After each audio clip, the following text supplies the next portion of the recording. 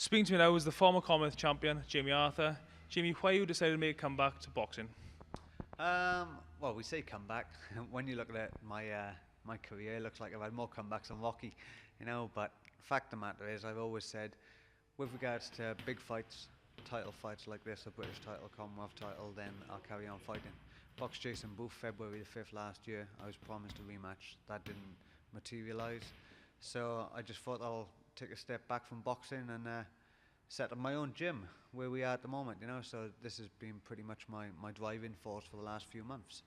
But then to get an opportunity to fight Scott Quigg, as they were saying nobody would fight him, then that's the cue for me to come back into boxing and the challenge that I wanted.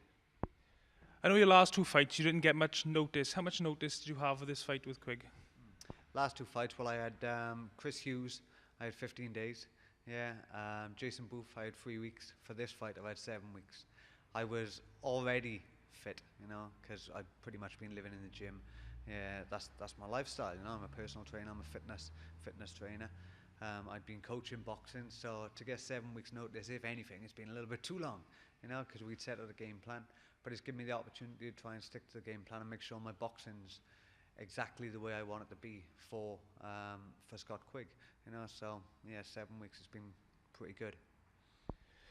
You've mentioned you've stayed in the gym and you've stayed fit, but is that boxing fit? Is it going to be in ring rest? Would it be advisable to have a warm-up fight for a guy as good as Quigg? It's a little bit too late for a warm-up fight now, isn't it? I'm just over a week away, So of course it's always a little bit different when you've got physical fitness training, if you like, compared to boxing fitness. Totally different standards.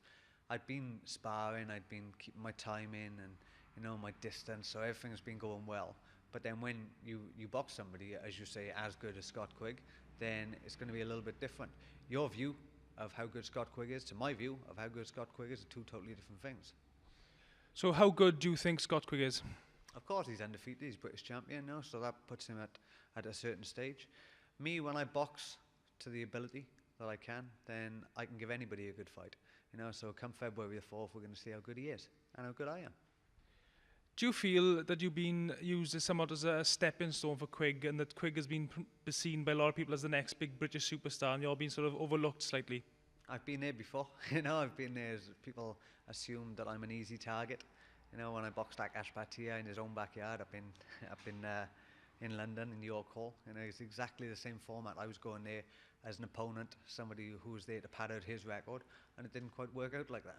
And I'm fit, I'm strong, I'm 32 years old, life makes you hard, and damn, I've had it hard, so I'm there, I'm prepared, I'm hungry, so I'm physically, mentally, 110%, so when I go up to Bolton, I'm going up there with the intention to win, nothing else. I don't care whether he feels that I'm there to pad his record, or whether he thinks that I'm a stepping stone. I hope he does.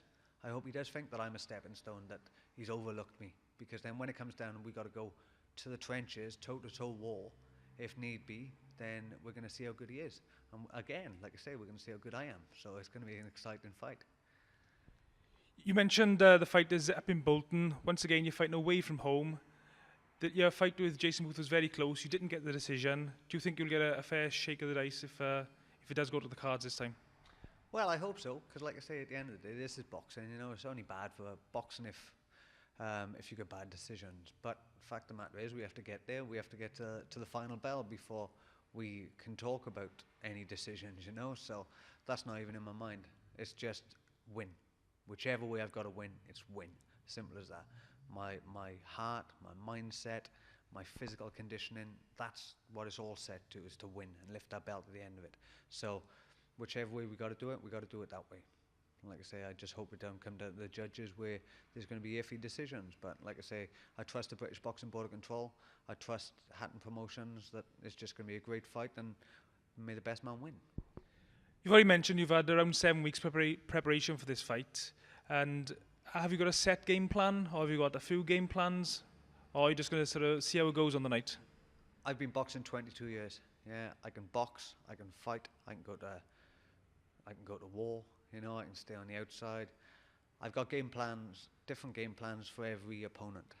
With 7 weeks notice, I feel that the game plan which I'm going to use to beat Scott Quigg is a game plan which will beat Scott Quigg. I've had enough time to drag or push it into myself, if you like. My biggest downfall is my heart. Sometimes I'm a bit stupid.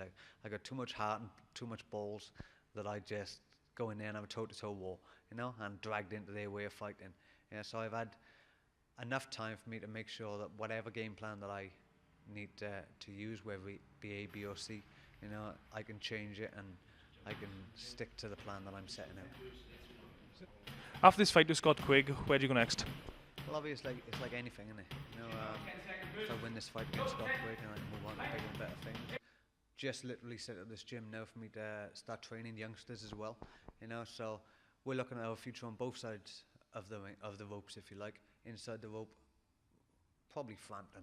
You know, that's the fight I'd like, because him and his promoter have been slagging me off, if you like. You know, saying that I'm an old man, they didn't want to fight me. They were saying that they couldn't get an opponent for Carl Frampton. Yeah, at 2 weeks' notice, I said, I'll fight you. Yeah, and it just didn't come about. They turned me down on the offer. They didn't turn me down on the offer because I was too old and past it. Yeah, where I beat Chris Hughes for the Commonwealth title, so then they take the easy option with Chris Hughes. So that's probably the next fight that I'd like for everyone down the line, and if it comes off, brilliant. Jimmy Arthur, thank you very much. Thank you very much. See you, Jim. Thank you, mate. Good luck, bud. Okay, thanks.